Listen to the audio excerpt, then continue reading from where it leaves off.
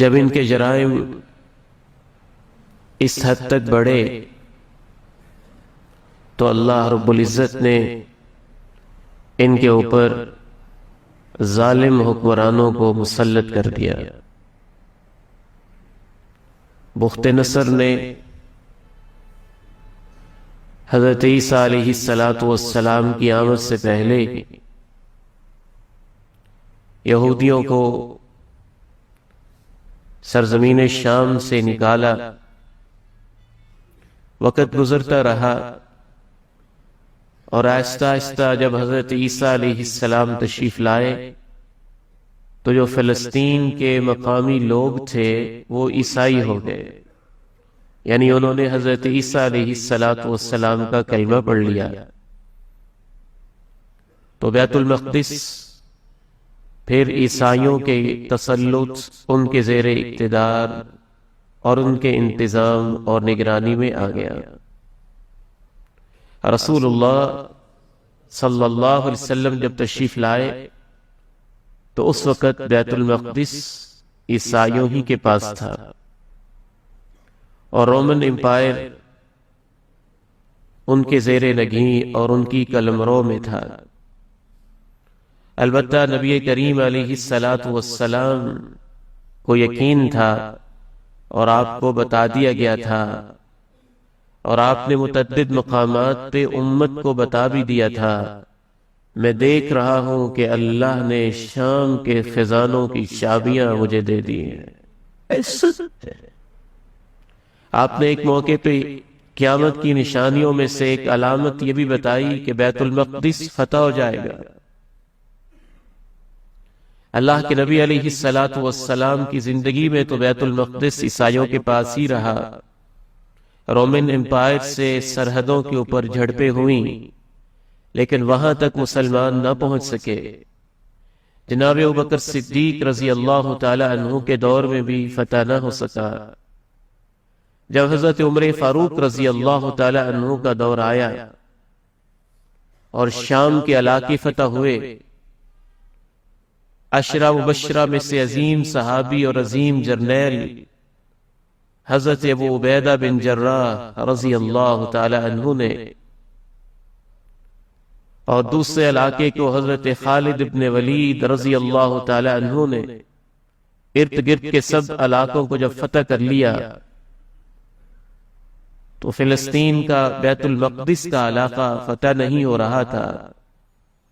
وہاں کے عیسائی پادری جمع ہوئے، اکٹھے ہوئے، اور انہوں نے جب جرنیلوں کی صفات پوچھیں، بتائی گئیں، تو انہوں نے کہا ہماری کتابوں میں لکھا ہوا ہے ایک شخص ہوگا، سادہ ہوگا، کپڑوں میں پیوند لگے ہوں گے، جب وہ آئے گا تو بیت المقدس فتح ہو جائے گا اور ہمیں اس کی چابیاں دینی پڑیں گی۔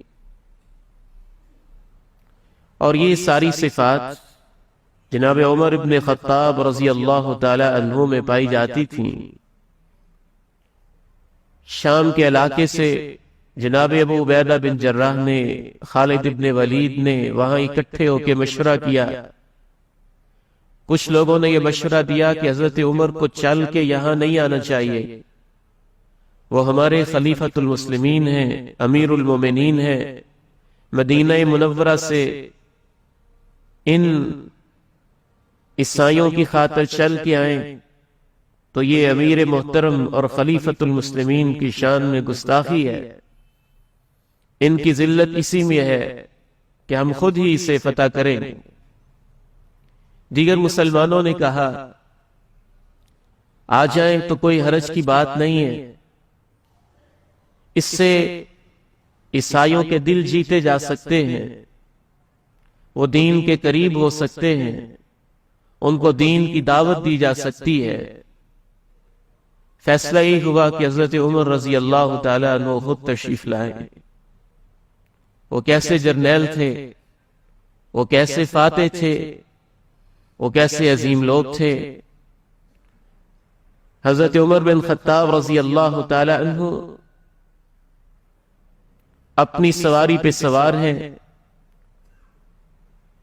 ان کا غلام تاریخ کہتی ہے اپنی سواری پہ سوار ہے،